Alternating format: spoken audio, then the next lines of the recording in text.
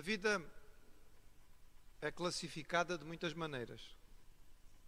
Por exemplo, algumas pessoas classificam a vida de uma jornada, uma caminhada. Todos nós temos nesta caminhada vários pontos, uns mais fáceis, outros mais difíceis. Algumas pessoas chamam a vida de um jogo e alguns parece que levam a vida a jogar ou a brincar. Alguns classificam a vida como uma aula, uma lição cumprida, que alguns aprendem muito, outros parece que aprendem muito pouco. É provável que a vida tenha muito disto tudo e também, certamente, como alguns, que a vida pode ser classificada como uma luta. Não se pode viver sem alguma adversidade, sem alguma contrariedade. A vida não pode existir sem um bocado de conflito, por mais que nós queiramos. Vidas sem conflito provavelmente são vidas sem significado, porque o conflito é necessário até para que haja vitória. E quando estamos a falar de conflito, nem todo o conflito é mau. Há conflito bom, como por exemplo aquele que nós temos contra as hostes do maligno, que nós temos contra a tentação, em que é preciso vitória para que nós possamos crescer e ficar mais maduros. Só quando existe alguma oposição é que nós podemos realmente crescer e nos desenvolver, mesmo que isto nos cause alguma angústia. E Jacó é um personagem bíblico que nós encontramos que certamente tem uma vida caracterizada pelo conflito. Ele parece que está, pelo menos durante o relato bíblico da sua vida, constantemente a disputar com alguém. Já o vimos vencendo seu irmão. Ele venceu Esaú, uma vez conseguindo a primogenitura, a segunda vez conseguindo a bênção, mesmo que isso lhe tenha custado fugir de casa. Ele venceu o seu pai num jogo de enganos, aproveitando a cegueira do seu pai. Ele vai ter um conflito longo com o seu sogro, mas que vimos na semana passada, podemos dizer que no fim ele acabou por vencer, mas ele ainda vai ter que lidar com Esaú novamente, ou seja, ele vai ter outro conflito com o seu irmão, ou pelo menos ele está à espera de ter um novo conflito com o seu irmão, e no entretanto o vamos encontrar numa luta, num conflito inesperado. Está lá em Gênesis capítulo 32. Eu vou convidar os irmãos para abrirem e deixarem as Bíblias abertas. Vamos lendo pouco a pouco e tentando entender aquilo que o texto está a dizer-nos da parte do Senhor. Gênesis 32, a partir do versículo 3, diz o seguinte: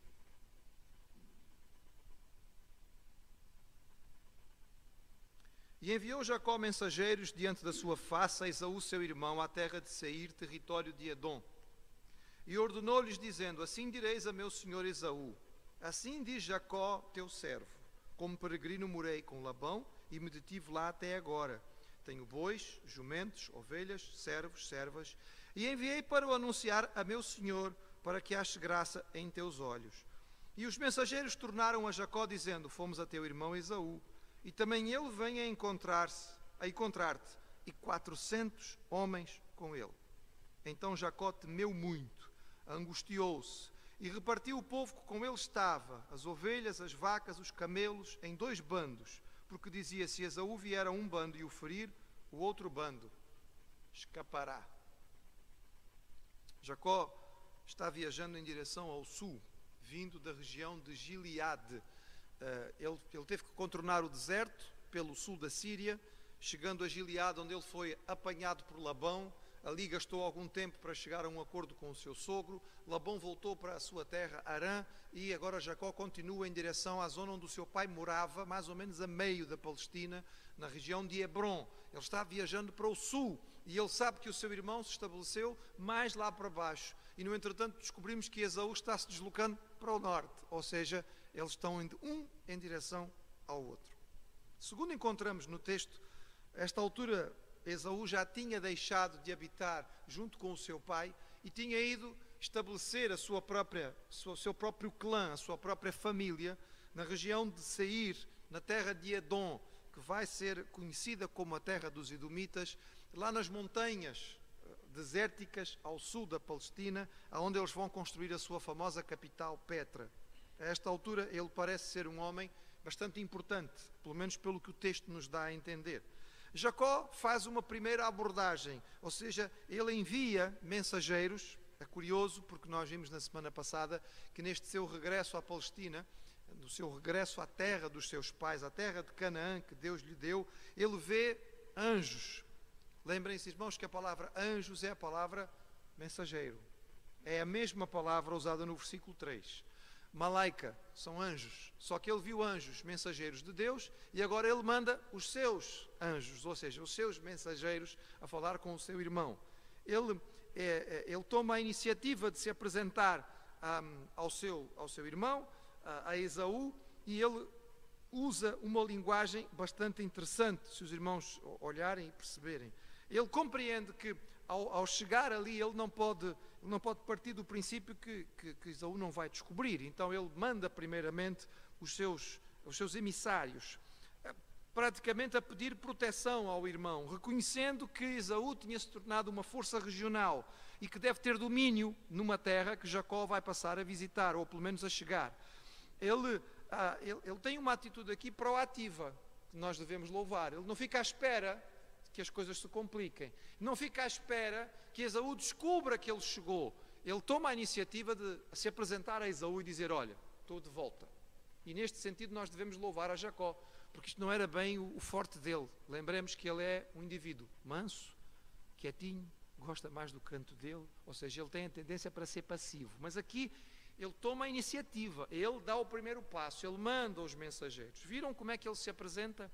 Ele manda os seus mensageiros dizer a Esaú: meu senhor, o teu servo Jacó. Ou seja, ele assume uma posição de inferioridade, lembrando que ele neste momento é um homem rico, tão ou mais rico do que Esaú. Ele é o herdeiro da primogenitura e da bênção. Ele está numa posição de superioridade em relação a Esaú, mas ele prefere se colocar baixinho e diz: o teu servo vem ao meu senhor. E ele inclusive informa que ele agora é um homem rico, etc. e tal. Os mensageiros vão e voltam. Encontraram Esaú? Encontramos. Esaú mandou resposta? Não. Mas ele vem aí. A propósito, vem com 400 homens. E a pergunta é exatamente esta: porquê? Porquê Esaú agiu assim? O que é que isto significava? Porquê que Esaú não respondeu à mensagem de Jacó? Porquê que ele não lhe mandou uma resposta? Talvez possamos lembrar que Esaú é um homem temperamental, um homem um bocado bruto, não é? Não é propriamente um homem de palavras, é um homem de ação.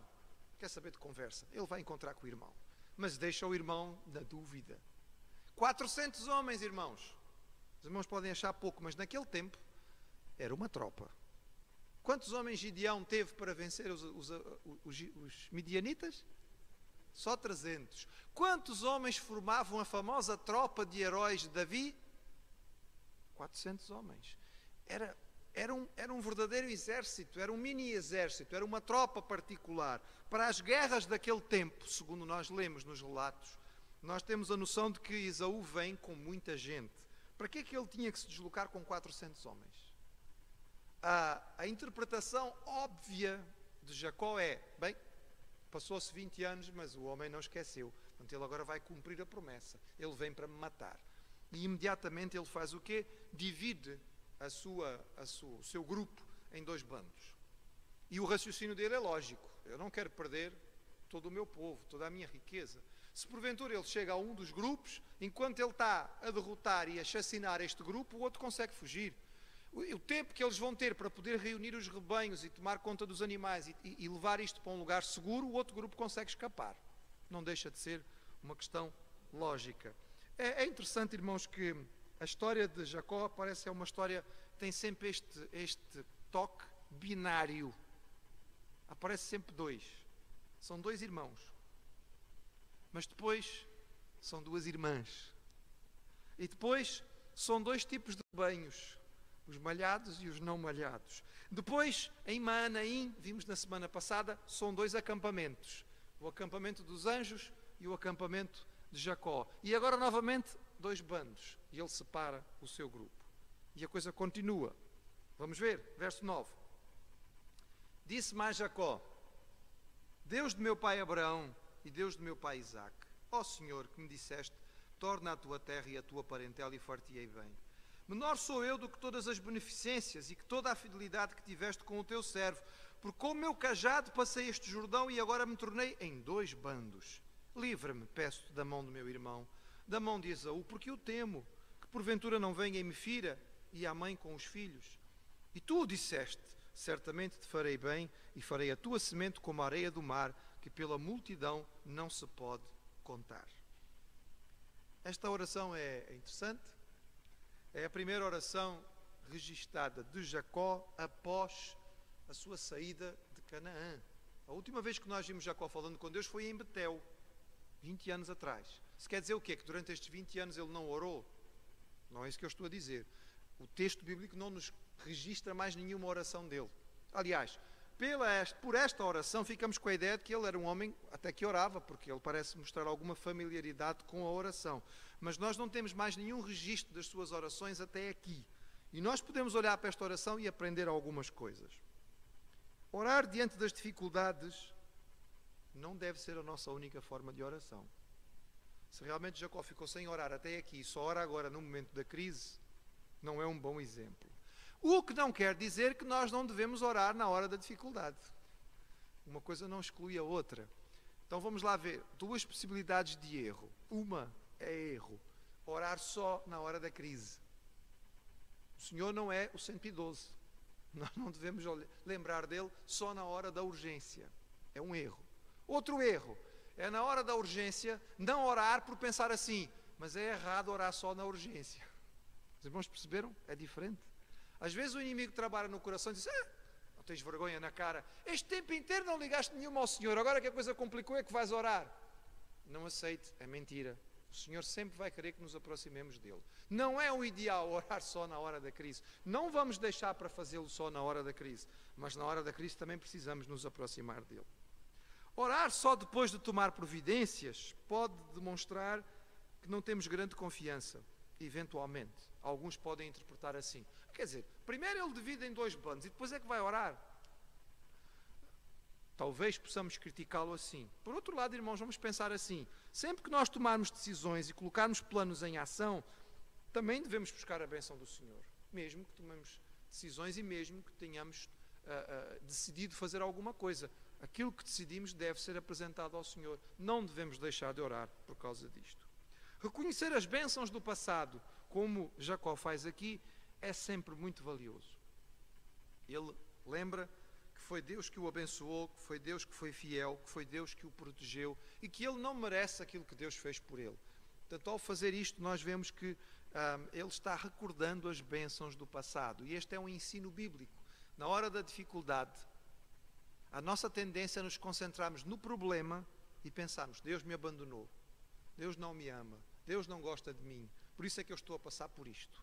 Quando nessa hora nós olhamos um pouco para trás e vemos tudo aquilo que o Senhor já fez, nós lembramos, espera aí, o amor de Deus por mim não pode ser classificado só agora. Não é só na hora deste problema que eu vou saber se Deus me ama ou não. E todas as bênçãos que Ele já me deu até aqui, não contam? É que nós comemos muito queijo. Em Portugal temos bons laticínios.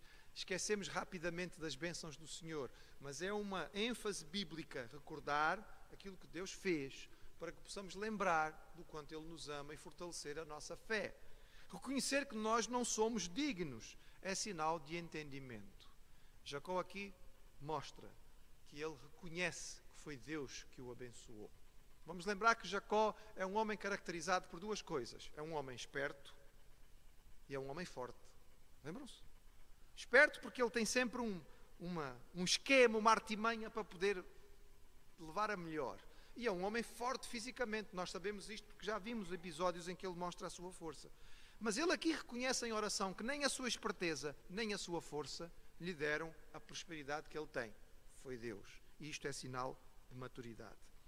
Lembrar as promessas do Senhor é uma boa maneira de orar. Ele termina a sua oração dizendo, Senhor, atenção, a promessa foi tua. Eu estou a orar de acordo com aquilo que tu disseste que ias fazer.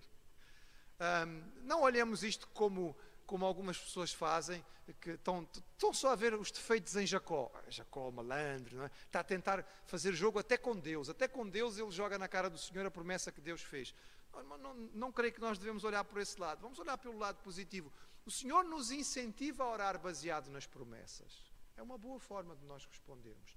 Se nós encontramos na palavra alguma coisa que Deus diz que está disposto a fazer, é muito mais natural que possamos orar sobre isso com confiança, não é? É uma questão lógica. Então, meu irmão, leia a Bíblia. Procura as promessas do Senhor. São muitas. E que alegria é podermos orar de acordo com as promessas. Muito bem. E o que é que ele fez? Orou e depois não fez mais nada. Bem, vamos ver. Verso 13. E passou ali aquela noite e tomou do que lhe veio a sua mão um presente para seu irmão. 200 cabras e 20 bodes, 200 ovelhas e 20 carneiros, 30 camelas de leite com suas crias, 40 vacas, 10 novilhos, 20 jumentas e 10 jumentinhos. E deu nas mãos dos seus servos cada rebanho à parte, e disse a seus servos: passai adiante da minha face, e pondo espaço entre rebanho e rebanho. E ordenou ao primeiro, dizendo: quando Esaú, meu irmão, te encontrar e perguntar, dizendo: de quem és e para onde vais, e de quem são estes diante da tua face, então dirás: sou do teu servo Jacó, presente que envia a meu senhor Esaú.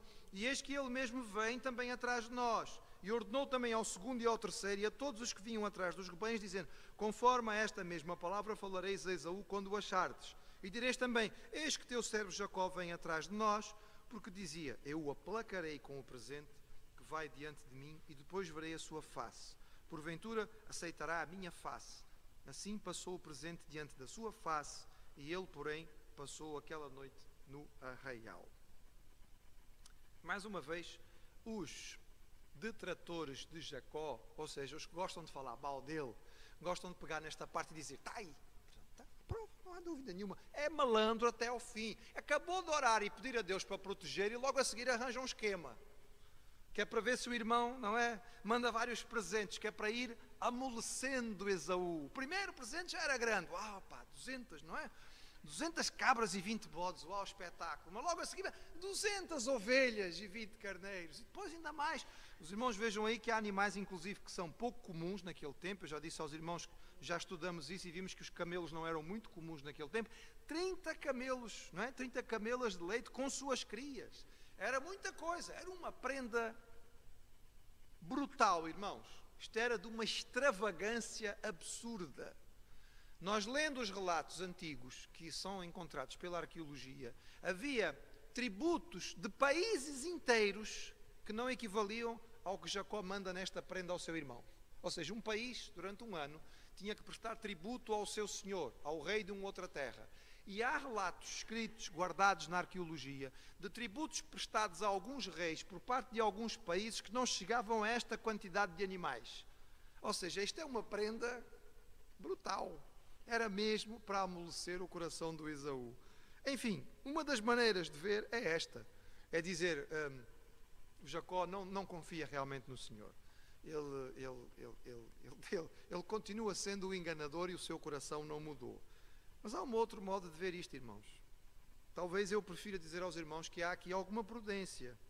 Ele orou, pediu ao Senhor e tomou as suas providências. Eu creio que a oração, irmãos, não é contrária à ação, ela é complementar. Orar não significa que nós pedimos alguma coisa ao Senhor e então não temos que fazer nada.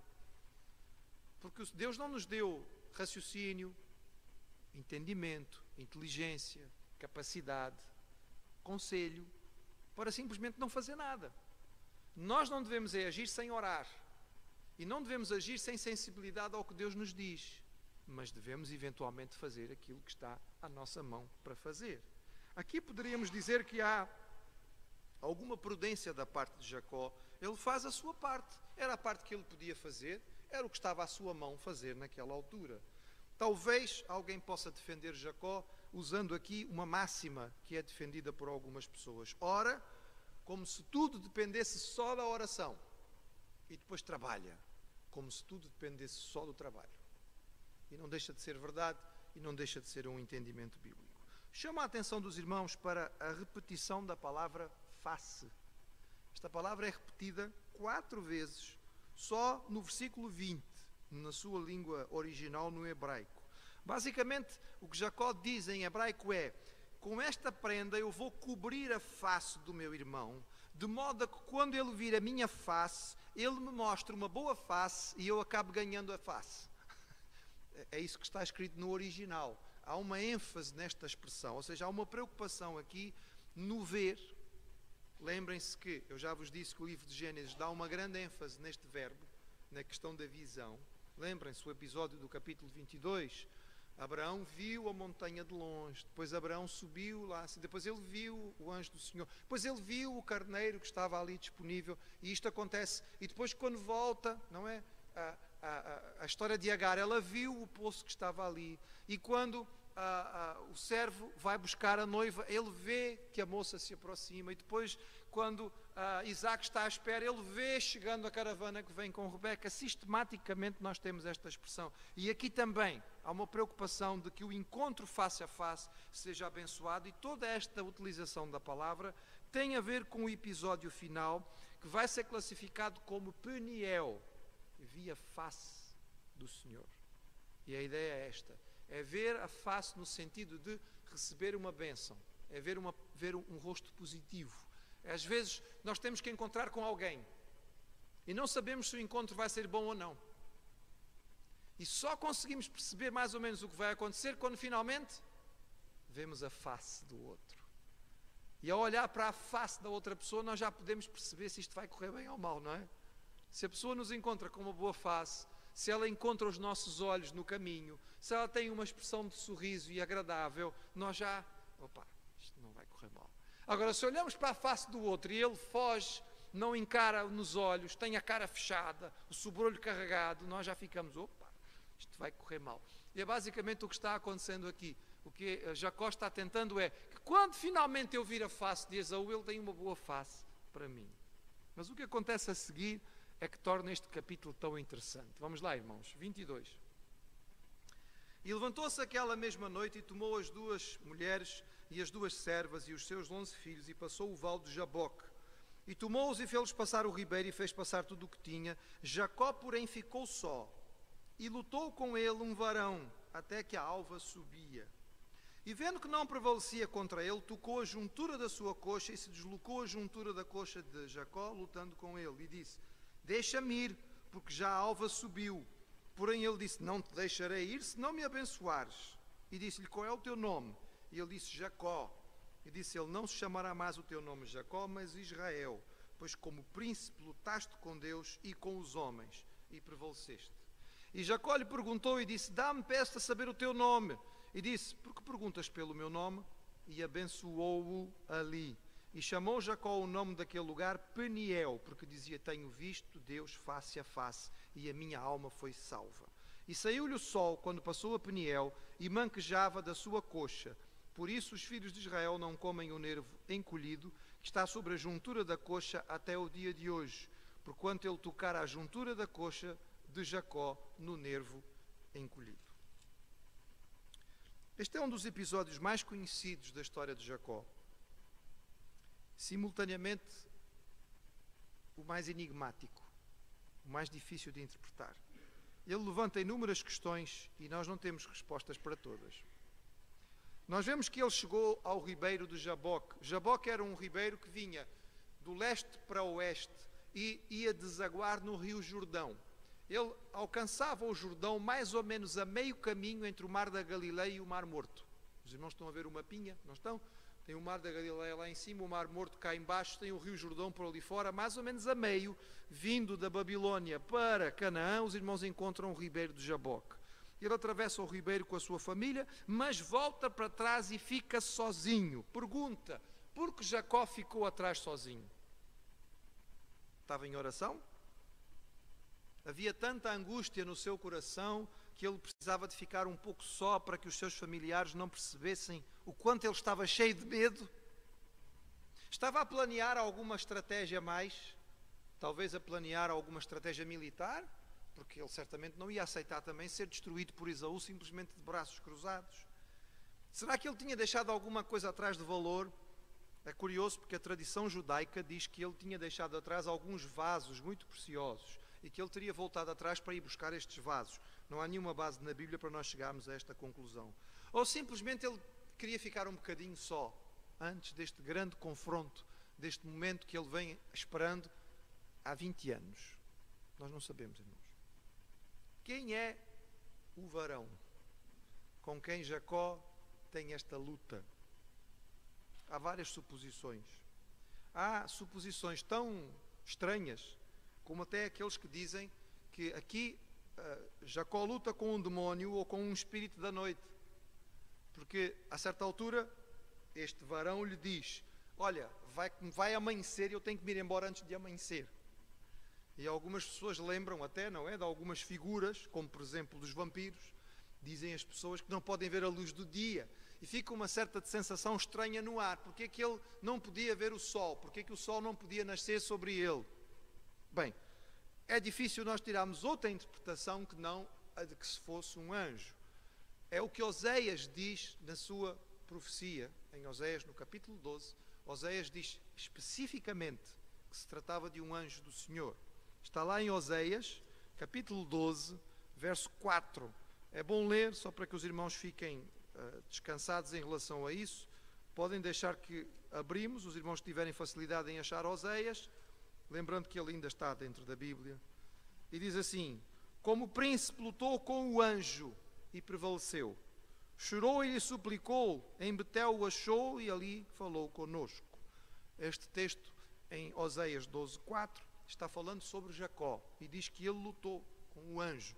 E esta é a interpretação mais aceita pela maioria dos entendidos bíblicos. Alguns, inclusive, aceitam que aqui se trata de uma teofania, ou seja, uma aparição do Senhor Jesus antes da encarnação. Daí que Jacó teria entendido que ele tinha lutado com alguma coisa que vinha do céu. Por isso, ele classifica esta experiência como Peniel. Vi Deus face a face. Mas a pergunta que fica é esta, irmãos: porquê que um anjo ia lutar com Jacó? Será que o anjo veio para consolar a Jacó e Jacó o agarrou para não deixá-lo ir embora? Ele já tinha visto anjos antes e não tinha tentado fazer isto. Seria a sua forma de tentar garantir a bênção? Como é que Jacó consegue lutar com um ser celestial? Nós vemos que depois este ser consegue derrotar Jacó com muita facilidade. A expressão bíblica que fala sobre tocar o nervo da junta, esta é simplesmente a nossa articulação mais forte. Esta é a articulação mais forte que nós temos. E, no entretanto, o texto, a palavra no original, dá a ideia de que foi um toquezinho. Do tipo, o anjo fez puf, e ele já ficou todo torto. O anjo não fez um grande esforço. Porquê o anjo, então, permite que isto se arraste durante quanto tempo? Também não sabemos responder a isto de forma clara. A questão do nome aqui é curioso. Saber o nome seria algo muito fácil para este ser celestial. Porquê é que ele pergunta o nome a Jacó? A pergunta talvez possa ser retórica. Tem a ver com a mudança do nome, para que Jacó pudesse declarar o seu nome e o anjo dissesse: pois é, esse é o teu nome, mas não vai continuar sendo este. Mas reparem, irmãos, que a mudança do nome de Jacó não acontece da mesma maneira ou com o mesmo significado do nome de Abraão. Abrão passa a ser Abraão e passa a ser tratado por Abraão. Mas o resto da história continua a chamar Jacó de Jacó. Ele não vai ser chamado de Israel, vai ser chamado ainda de Jacó.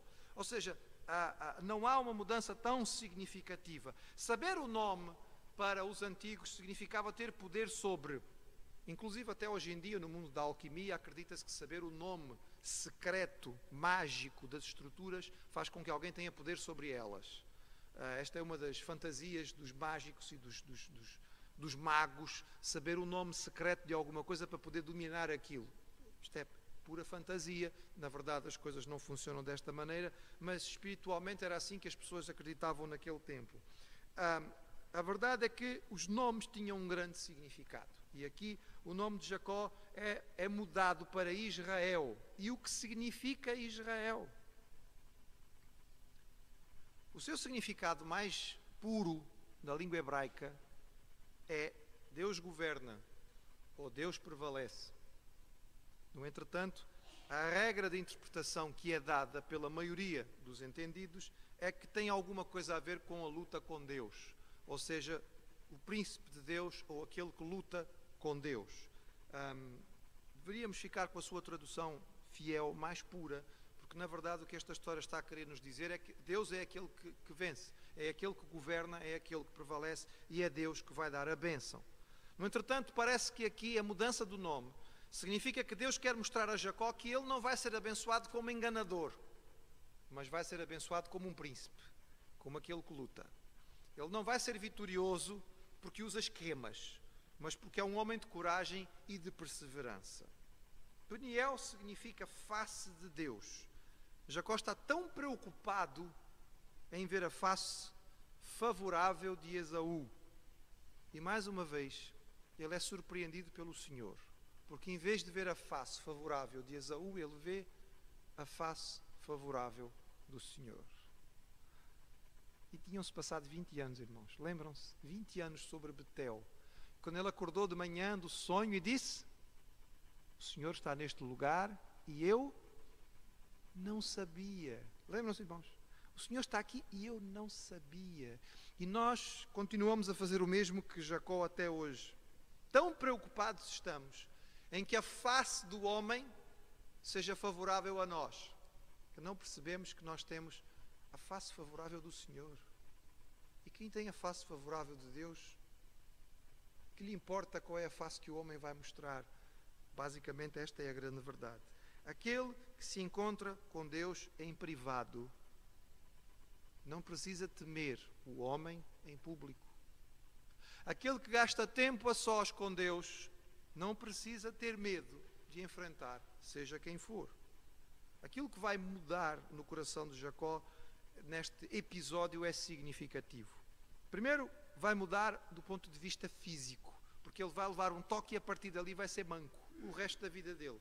Cada vez que ele der um passo, ele vai se lembrar deste momento em que ele teve este confronto tão próximo com o Senhor. Mas, sobretudo, o que vai mudar vai ser, no seu coração, o entendimento de que ele tinha um Deus real, que estava presente, junto e que fazia toda a diferença. Não podemos entender todos os aspectos por trás deste texto.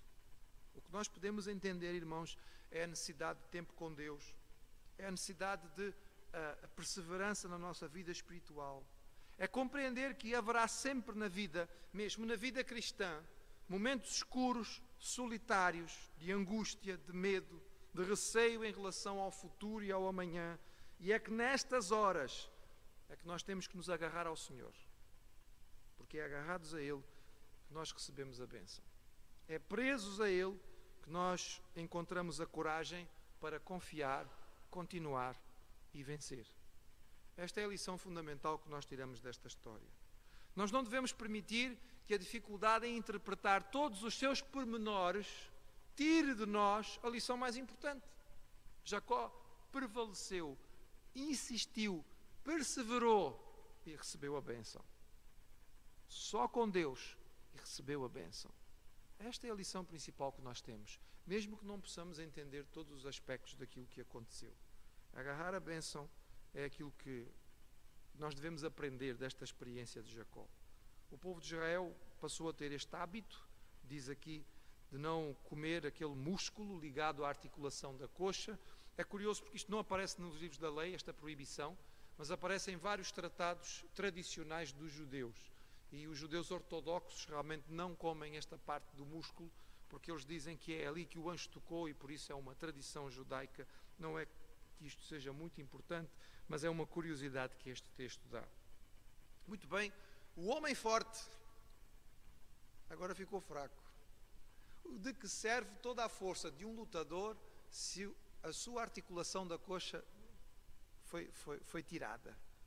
Como é que ele vai agora poder enfrentar com toda a força Esaú? Mas talvez uma das lições esteja aqui. Tu achas que ainda podes enfrentar o teu irmão com a tua própria força? Então anda cá.